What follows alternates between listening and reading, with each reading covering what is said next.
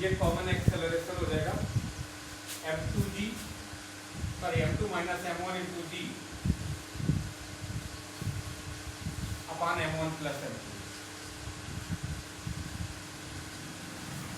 अब इसमें अगर टेंशन पूछता है, स्ट्रिंग में टेंशन बताओ, तो टेंशन के लिए क्या करना है, इसी इक्वेशन में जैसे हमने दो इक्वेशन बनाई थी, एक बनाया था t माइनस m1g, तो ये m1a होता है, और एक बताया था m2g माइनस t, ये m2 इंटू a होता है। ये दो इक्वेशन मैंने बनाई थी, ये फर्स्ट हो गई और ये सेकंड हो गई। अब यहाँ से हमने जो कॉमन एक्सेलरेशन निकाला था ये था m2 minus m1 into g upon m1 plus m2, ये कॉमन एक्सेलरेशन था। अब इस a की वैल्यू किसी इक्वेशन में रख दो तो t आ जाएगा। जैसे देखो पहली वाली में रख रहे हैं t माइनस m1g और इसको इक्वल कर दिया m1 इंटू a की, और a की ये वैल्यू रख दी हमने m2 minus m1 into g, ये a की वैल्यू है अपान में m1 प्लस m2, यही तो है।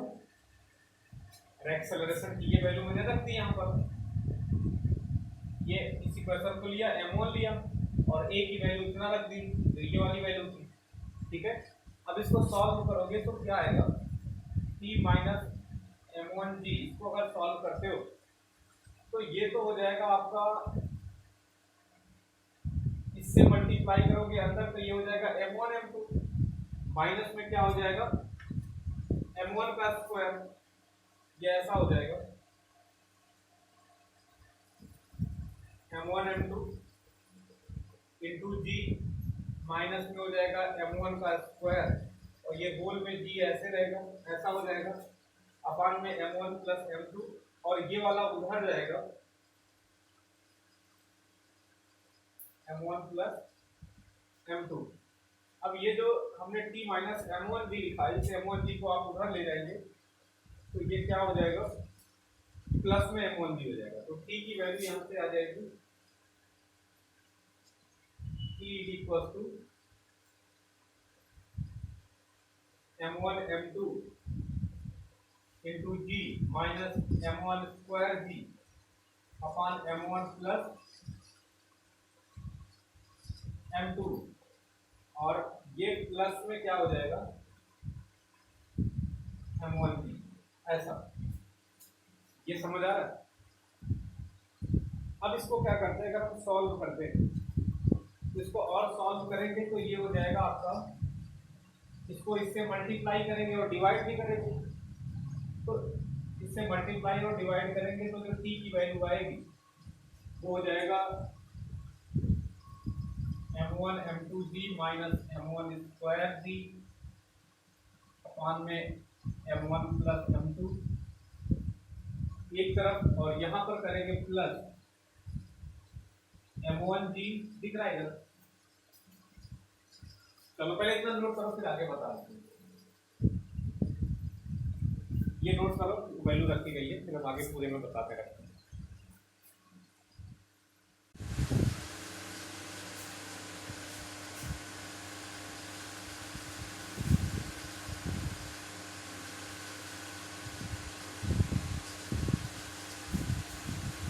अब देखिए अगर हमने इस इक्वेशन को ऐसा लिखा है कि t इक्वल टू, ये है आपका m1 m2g माइनस m1g अपान m1 प्लस m2, और प्लस में अगर हम इसको ऐसा लिखते हैं ये m1 स्क्वायर, प्लस में अगर इसको हम ऐसा लिखते हैं कि m1g, तो इस m1g को सॉल्व करने का मतलब ये हुआ कि ऊपर और नीचे इससे मल्टीप्लाई कर दें इसमें, तो इसका डिनोमिनेटर इक्वेट हो जाएगा, इक्वल हो जाएगा। तो हम क्या कर सकते हैं आसानी से इसे ऐड कर सकते हैं। तो हमने m1 प्लस m2 से ऊपर और m1 प्लस m2 से नीचे मल्टीप्लाई और डिवाइड कर दिया डायरेक्ट। ठीक है, अब ये क्या हो जाएगा, P इक्वल टू हो जाएगा m1 m2 c minus m1 square c upon m1 plus m2। ये तो हो गया। प्लस में इसको देखेंगे तो ये हो जाएगा m1 इंटू m1 क्या हो जाएगा, m1 square c plus m1 into m2 हो जाएगा m1 m2 c। ये अपान में क्या हो जाएगा m1 प्लस m2। अब इस पूरे इक्वेशन में इसका डिनोमिनेटर सेम है तो इसको एक जगह रख लेते हैं और ऊपर की वैल्यू को प्लस में कर देते हैं। तो ये हो जाएगा, नीचे तो हमने क्या रख लिया m1 प्लस m2 ऐसे कर दिया और इन सब को एक साथ क्या कर दिया, ऐड कर दिया। तो ये हो जाएगा m1 m2 b minus m1 square b plus m1 square b plus m1 m2 b, ऐसा हो जाएगा ये। अब इससे क्या कैंसिल हो जाएगा, ये प्लस में m1 स्क्वायर b, ये माइनस में m1 स्क्वायर b, और ये m1 m2 g और ये m1 m2 g दोनों जुड़ जाएंगे तो 2 टाइम्स m1 m2 g हो जाएंगे। तो यहाँ से जो टेंशन आता है ये बहुत ही इंटरेस्टिंग रिजल्ट है, हो जाता है 2 times m1 m2 g upon m1 plus m2। ये टेंशन इन द स्ट्रिंग इसका रिजल्ट है। और कॉमन एक्सेलरेशन का रिजल्ट मैंने आपको बताया है कि ये होता है m2 minus m1 upon m1 plus m2 into g। ये दोनों चीजें पूछी जाती है अक्सर। तो डायरेक्ट आपको अगर सॉल्व करने पे डायरेक्ट मिल रहा है और m1 और m1 की वैल्यू मालूम है तो सीधे रख करके टेंशन निकाल सकते हैं। समझ रहे ना, कोई दिक्कत है इसमें, नोट करिए।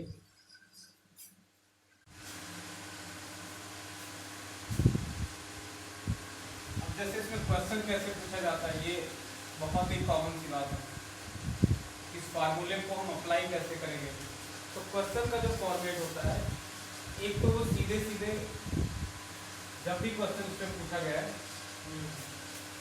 तो ऐसे पुली मार्क्स सिस्टम बना के दे देगा और सारी बातें लिख देता है कि जो पुली है वो क्या है, मासलेस है, स्ट्रिंग जो है वो मासलेस है, और यहाँ पर आपको एक मास इस तरीके से लटका देगा और यहाँ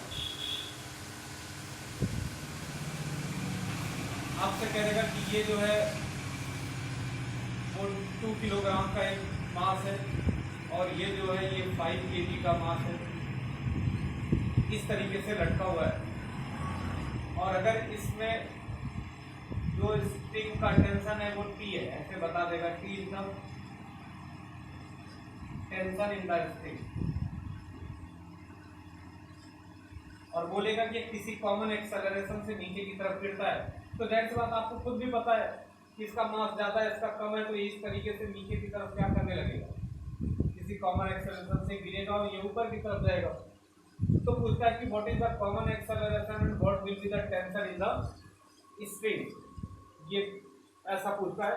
और ये कहता है कि ग्रेविटेशनल एक्सेलरेशन को आप g ले लीजिए, ये एजम्पशन बता देगा g equal to 10 metre per second square, ये आपको बता देता है। और आपसे पूछा क्या जाता है इस क्वेश्चन में कि what is the tension in the string, what is the tension in the string,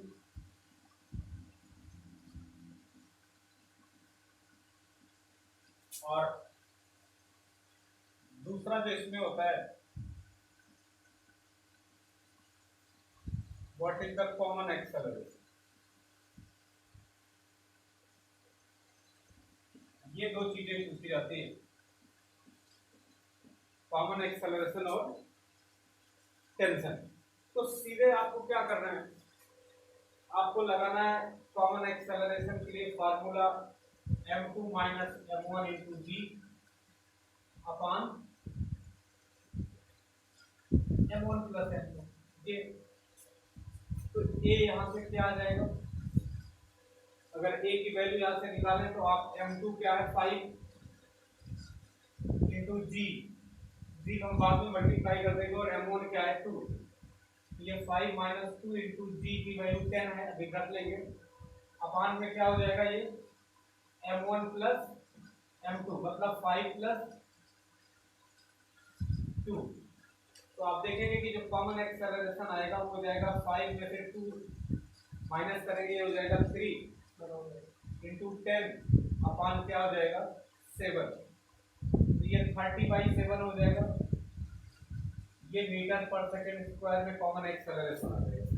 ठीक है, और अगर आपसे टेंशन पूछा जाए then tension is 2 times m1 m2 g upon m1 plus m2 इस तरीके से। तो यहाँ से जो टेंशन की वैल्यू आ जाएगी वो 2 टाइम्स हो जाएगा m1 m2 की वैल्यू है, m1 है आपका सपोज दैट 2 लेते हैं इंटू 5 इंटू 10 अपान 2 प्लस 5 ये हो जाएगा 7। तो इसको सॉल्व करोगे तो ये 2 2 जा 4 और 4 5 जा 20 200 अपान 7 आ जाएगा 200 अपान 7। और ये टेंशन एक फोर्स है तो न्यूटन में आएगा। ठीक है, 30 अपान 7 and 200/7।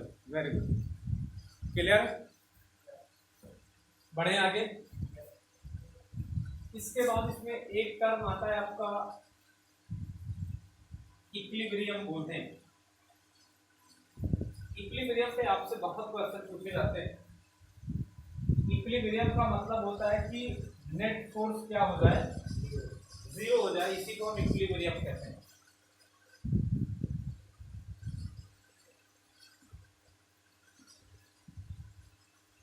What is the equilibrium.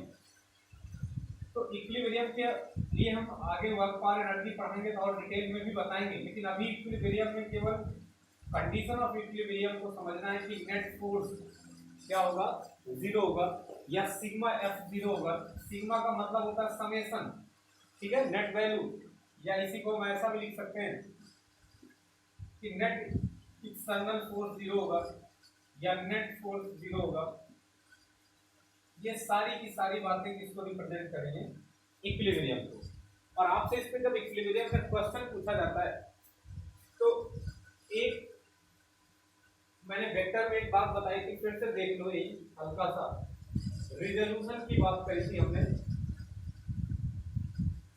Resolution of vector.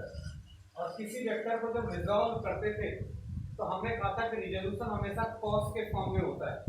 जैसे ये था, ये था, ये y और x एक्सिस है और यहाँ पे कोई वेक्टर है, चाहे फोर्स हो चाहे कोई भी चीज हो, हम a ले लिए और अगर ये इससे एंगल थीटा बना रहा है तो इसकी x एक्सिस में क्या वैल्यू होगी, ax जो कंपोनेंट होगा। अगर इसको हमको निकालना है तो उसका निकालने का तरीका ये था कि इस वेक्टर का मैग्नीट्यूड लेते थे, इनटू में cos करते थे और इनके बीच का एंगल लेते थे जिन पर इसको रिजॉल्व कर रहे हैं, और जिसको रिजॉल्व कर रहे हैं उसके बीच का एंगल तक cos लेते थे। तो ये थीटा है तो ये हो जाएगा आपका a cos थीटा, ऐसा हो जाता था। और जब इसी को y पे हमको रिजॉल्व करना है तो इसका जो ay कंपोनेंट है ये, इसके लिए भी ay के लिए भी अगर हमको निकालना है तो उसको ay जो आएगा आपका वो हो जाएगा mod of a into cos. हमेशा रिजोल्यूशन कॉस के फॉर्म में होगा। बच्चे समझते हैं कि साइन होता है, साइन होता नहीं है, साइन में आ जाता अलग बात है। ये आप देखेंगे कि ये एंगल थीटा है तो ये एंगल कितना होगा, अगर ये पूरा 90 है तो ये एंगल थीटा है पूरा 90 है तो इतना 90 में से थीटा कम कर देंगे वो होगा, मतलब ये एंगल क्या हो जाएगा 90 माइनस थीटा होगा। समझ में आ रहा नहीं आ रहा, ये पूरा क्या है थीटा है इतना और पूरा क्या है ये 90 है तो इतना कितना हो जाएगा 90 माइनस थीटा। तो ये क्या हो जाएगा cos 90 माइनस थीटा, और cos 90 माइनस थीटा क्या होता है, ये cos 90 माइनस थीटा को हम क्या लिखते हैं sin थीटा लिखते हैं, तो ये a sin थीटा हो जाएगा।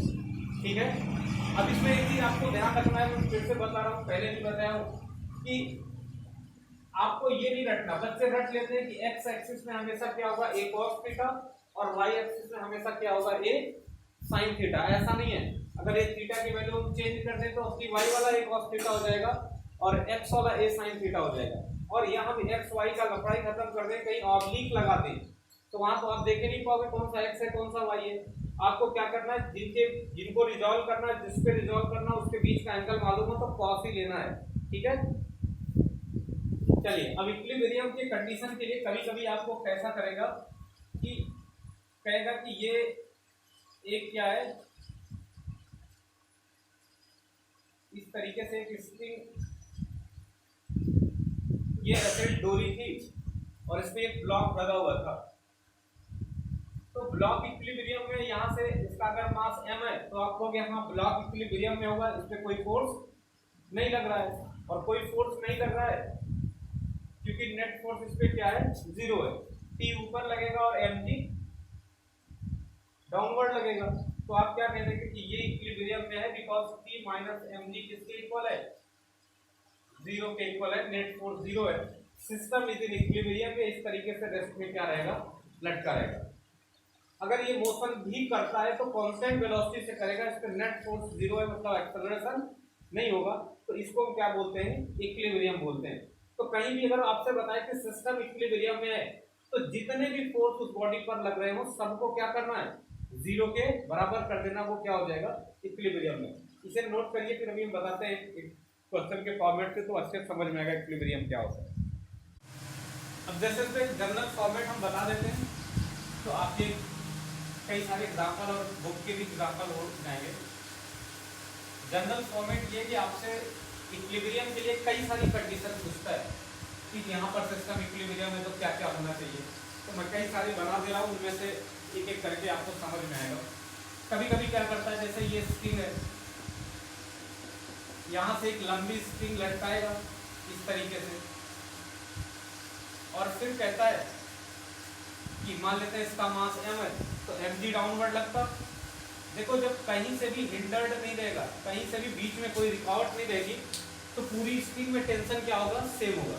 लेकिन अगर हमने बीच में कहीं से इसको पकड़ के ऐसे कर दिया, इधर कर दिया, तो स्ट्रिंग के जितने पार्ट बनते जाएंगे टेंशन उतने पार्ट में डिवाइड होता जाएगा। जैसे अगर हम कह दिया कि यहाँ से यहाँ तक एक स्ट्रिंग थी, इस पे ये मास लटका हुआ था और यहाँ से हमने चेंज कर दी, दूसरी स्ट्रिंग लगा दी, ये मास लटका दिया, तो यहाँ पर टेंशन अलग होगा और यहाँ पर टेंशन अलग हो जाएगा।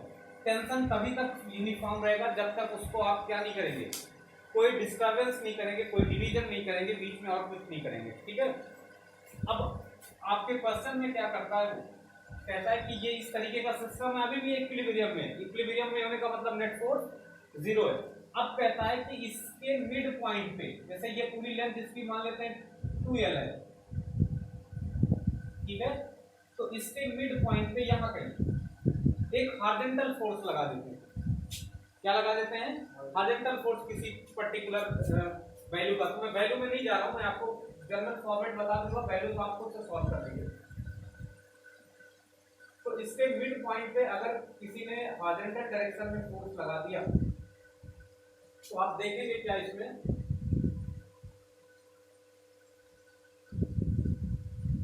कि ये थोड़ा ऐसा हो जाएगा,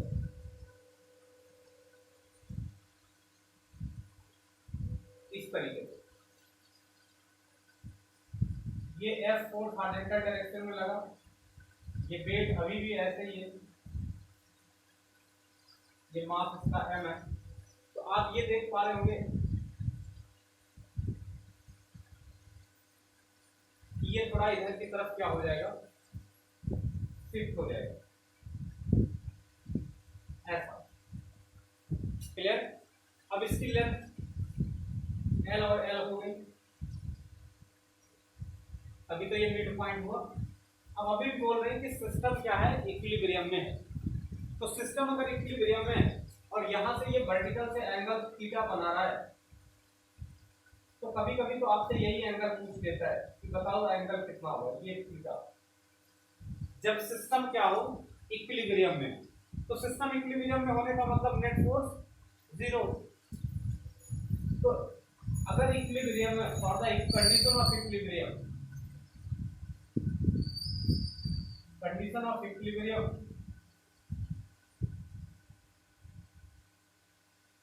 वैल्यू ऑफ थीटा अगर आपको डिटरमाइन करनी, तो हम देखें यहां से डोरी पे हिंड्रेंस आ गया, यहां से हमने हॉरिजॉन्टल फोर्स लगा दिया, इसका मतलब डोरी अब इधर से अलग डिवाइड हो गई और इधर से अलग डिवाइड हो गई। फिलहाल हमको अभी मतलब ये कि इस पे जो फोर्स लग रहा है वो mg डाउनवर्ड लग रहा है, यहां पर टेंशन कुछ लग रहा होगा अपवर्ड, अभी हम उसकी बात नहीं कर रहे हैं। यहां से देखेंगे तो यहां भी टेंशन क्या लग रहा होगा, डोरी से दूर जाने की डायरेक्शन में, इस तरीके से। क्लियर? अब इस टेंशन को, अब आप कहोगे सर ये तिरछा है, ये दोनों फोर्स ऐसे ऐसे हैं, तो ऐसा करते हैं कि इसको रिजॉल्व कर लेते हैं, ज्यादा बेहतर होगा। तो रिजॉल्व करेंगे तो इधर अगर इसको इस T को इस डायरेक्शन में रिजॉल्व कर लेते हैं और इस डायरेक्शन में रिजॉल्व कर लेते हैं, तो क्या होगा, ऐसे ऐसे में हमको बैलेंस मिल जाएगा, ऐसे ऐसे में बैलेंस मिल जाएगा, आसानी रहेगी। अब ऐसे ऑब्लिक T है, ये कोई रिजल्ट नहीं दे पा रहा है ऐसे, तो हम क्या करते हैं, इस T को, इसका इधर भी कंपोनेंट है इधर भी कंपोनेंट है, तो इसको रिजॉल्व कर लेते हैं दोनों साइड, और फिर क्या करेंगे, इसको हटा देते हैं, फिर हम इसको बैलेंस कर लेते हैं। तो अगर इसको इस पे रिजॉल्व करोगे तो ये क्या हो जाएगा, T cos, हमने कहा था रिजोल्यूशन हमेशा cos के फॉर्म में होगा, और ये एंगल क्या है, थीटा, तो इधर तो T cos थीटा हो जाएगा, और ये एंगल पूरा आप देख रहे हैं दोनों परपेंडिकुलर है, ये हॉरिजॉन्टल है ये वर्टिकल है, तो ये एंगल क्या हो जाएगा 90 डिग्री का, और ये इतना थीटा है तो इतना क्या हो जाएगा 90 माइनस थीटा। तो इधर इसको रिजॉल्व करोगे तो ये क्या हो जाएगा T cos 90 माइनस थीटा, मतलब ये आ जाएगा T sin थीटा। समझे कि नहीं समझे? अब ये T sin थीटा हो गया, ये T cos थीटा हो गया, इस T को हमने बुला दिया। अब क्या करते हैं, for the condition of equilibrium balance कर देते हैं, नेट फोर्स क्या होना चाहिए, बैलेंस होना चाहिए। इसका मतलब ये हुआ कि जो ये T cos थीटा है बैलेंस कब होगा, जब वर्टिकल फोर्स से बैलेंस हो जाए, हॉरिजॉन्टल फोर्स हॉरिजॉन्टल से, इसका मतलब T cos थीटा किसके इक्वल हो जाए, इधर mg के इक्वल हो जाए, ठीक है, तभी तो बैलेंस होगा। और इधर T sin थीटा किसके इक्वल हो जाए, जो हॉरिजॉन्टल फोर्स F लगा है इसके इक्वल हो जाए, बैलेंसिंग हो गई। और जब ये बैलेंसिंग हो गई, दो इक्वेशन बन गई, तो थीटा तो हम निकाल ही सकते हैं यहां से। कैसे निकाल लेंगे, थीटा निकालने का तरीका ये कि 2/1 कर दो, टाइम का फॉर्मेट आ जाएगा। अरे इक्वेशन सेकंड बाई फर्स्ट करेंगे तो क्या होगा, सेकंड बाई फर्स्ट करेंगे तो ये हो जाएगा T sin theta upon T cos theta, दिख रहा है कि नहीं? और इधर क्या आएगा, इसको थोड़ा इधर लिखते हैं, आपको ज्यादा बेहतर दिखेगा। ये सेकंड बाई फर्स्ट अगर हम करते हैं इक्वेशन को, तो आप देखेंगे कि फर्स्ट सेकंड इक्वेशन क्या है, T sin theta is equal to F, और अपॉन में सेकंड क्या है, T cos theta is equal to mg, तो ये हो जाएगा T sin theta upon T cos theta it is equal to F upon mg। T से T क्या हो जाएगा, कैंसिल हो जाएगा, और sin theta upon cos theta क्या हो जाएगा, tan थीटा हो जाएगा, और tan theta is equal to F upon mg। अब अगर आपको फोर्स पता है, मास पता है, जी पता है, मल्टीप्लाई करके थीटा नहीं निकाल सकते, निकल आएगा। अब जो वैल्यू आएगी थीटा को लिख देंगे कि tan inverse F upon mg हो जाएगा। और अगर बताने लायक वैल्यू आएगी, जैसे tan थीटा की वैल्यू √3 आ गई, या इन दोनों को डिवाइड करने पे √3 आ गई, तो tan 60 हो जाएगा। इन दोनों को डिवाइड करने पे 1 आ गया, tan 45 हो जाएगा। ठीक है, कोई कॉम्प्लेक्स वैल्यू आ गई, जैसे 4/5 आ गया, 4/6 आ गया, तो आप उसको, अब एंगल तो एग्जैक्ट नहीं पता हमको कि 4/6 क्या होता है, तो क्या लिख देंगे, tan इनवर्स 4/5 या 4/6, वैसे शायद tan 4/6 40 डिग्री होता है, जो कुछ भी हो, लेकिन हमको मतलब हम बता सकते हैं कुल मिला के।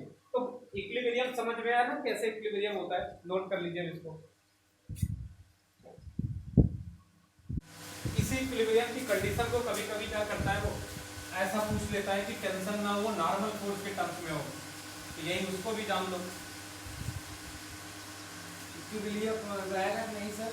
हाँ, इक्विलिब्रियम में तो है, नेट फोर्स 0 है, जैसे अगर हम यहाँ पर क्या करते हैं, एक ऐसा सरफेस ले लेते हैं जो यहाँ से एंगल थीटा बनाते हुए है इस तरीके से, ऐसा, ठीक है। और इस सरफेस से क्या करते हैं, ये ऐसी लाइन नहीं है, एक सरफेस है इस तरीके का, ऐसे इस पे एक हमने मास रख दिया और इसको किसी डोरी से क्या करा, बांध दिया।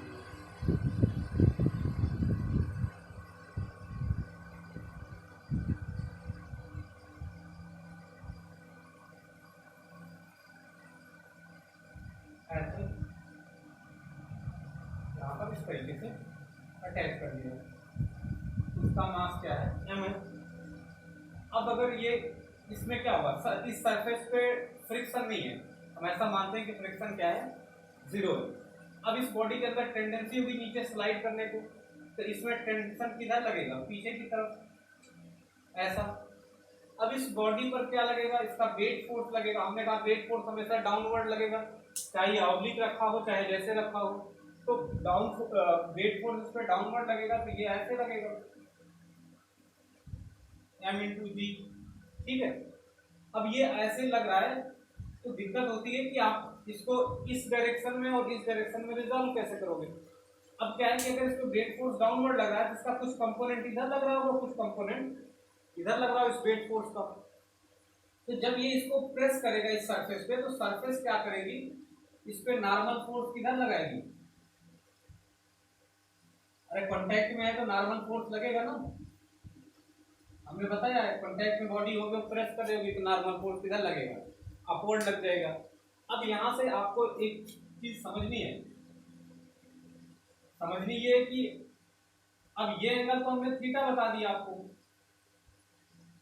ये एंगल, और आप देखें तो ये जो ट्रायंगल बन रहा है उसमें ये एंगल 90 है, ठीक है, और ये एंगल थीटा है, तो ये एंगल क्या हो जाएगा, 90 माइनस थीटा। फिर उसके बाद देखो, अगर ये एंगल 90 माइनस थीटा है तो ये भी क्या होगा, ये अगेन 90 माइनस थीटा होगा, सामने का एंगल है। और फिर आप देखेंगे ये 90 बन रहा है ये वाला, तो ये अगेन थीटा बन जाएगा। समझ में आ रहा है कि नहीं आ रहा है?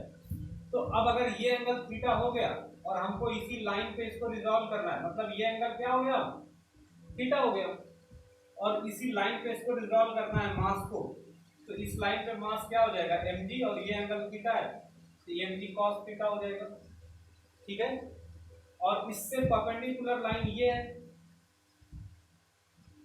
तो एक तरफ वेट का एक कंपोनेंट लगा mg cos थीटा और दूसरा वेट का कंपोनेंट इधर लगेगा, तो ये एंगल थीटा है, ये पूरा 90 है, तो ये 90 माइनस थीटा, तो mg cos 90 माइनस थीटा, मतलब इधर क्या हो जाएगा, mg sin थीटा हो जाएगा। अब अगर ये इक्विलिब्रियम में है, ऐसा मैं बता रहा हूं कि ये इक्विलिब्रियम में है, तो इक्विलिब्रियम में होने का मतलब नेट फोर्स बैलेंस होना चाहिए। अब हमने इसको रिजॉल्व कर लिया, एक इधर की तरफ रिजॉल्व कर लिया और एक इधर की तरफ, तो अब ये हट गया ना, तो वैसा हम समझ रहे हैं कि वेट फोर्स का एक कंपोनेंट नॉर्मल रिएक्शन को बैलेंस करेगा, नॉर्मल फोर्स को बैलेंस करेगा, और दूसरा कंपोनेंट टेंशन फोर्स को बैलेंस कर देगा। सिस्टम किस में आ जाएगा, इक्विलिब्रियम में आ जाएगा। तो फॉर द इक्विलिब्रियम अगर हम इसको सॉल्व करेंगे तो आप क्या पाएंगे, आप ये पाएंगे कि यहां से जो T होना चाहिए, ये T किससे इक्वल होना चाहिए, mg sin थीटा के, एक तो ये होना चाहिए, और दूसरी चीज ये जो नॉर्मल रिएक्शन है आपकी n, ये किसके इक्वल होना चाहिए, mg cos थीटा के। ये तो यहां से देखोगे, फिर फर्स्ट और सेकंड को डिवाइड करोगे, तो फर्स्ट बाई सेकंड करते हैं अगर आप, तो क्या पाएंगे, mg sin थीटा अपान में mg cos थीटा, ये किसके इक्वल हो जाएगा, t बाई n के, और mg से mg क्या हो जाएगा, कैंसिल हो जाएगा, तो साइन अपान cos क्या हो जाएगा, tan हो जाएगा, तो tan थीटा क्या हो जाएगा, t बाई n, या अगर थीटा की बात करें तो ये हो जाएगा tan inverse t by n। कई बार मेडिकल वगैरह के एग्जाम में यही ऐसे पूछा है, आंसर ऐसे दिया रहता है इस तरीके से, वहां धीरे भी नहीं देता है, समझ रहे हो? तो अब इक्विलिब्रियम समझ में आ रहा है कैसे हो जाएगा। तो दोनों तरीके से, जितने भी तरीके से पूछा जाना था हमने बता दिया है, नोट कर लीजिए इसको।